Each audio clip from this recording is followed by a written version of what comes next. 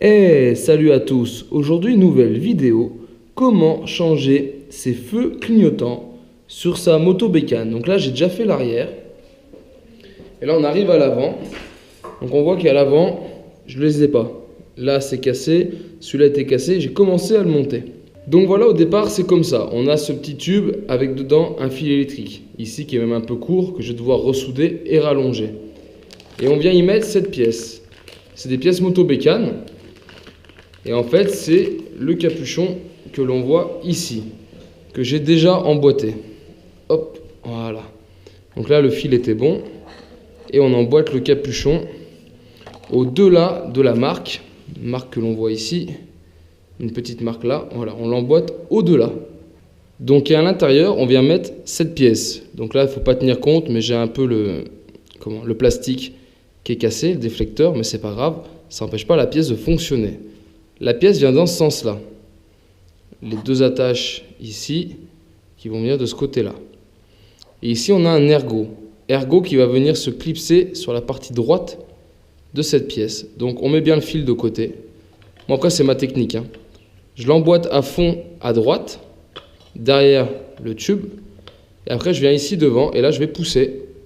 Et on va entendre le petit clips. Voilà.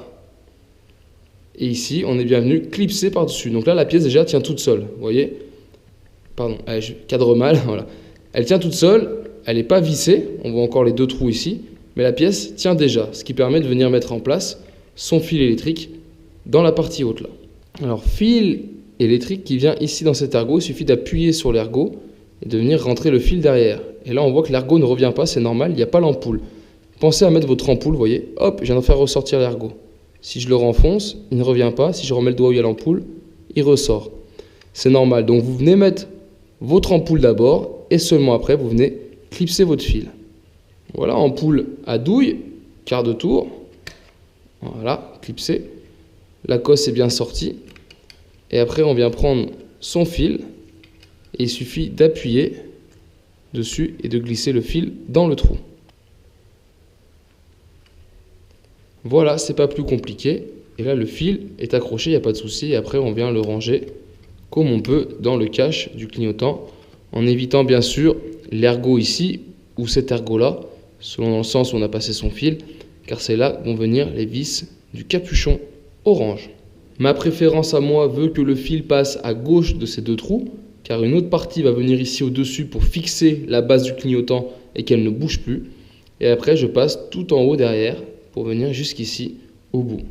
Voilà la deuxième partie que l'on vient ici glisser juste derrière le cache. Voilà. Et que l'on va venir maintenant visser.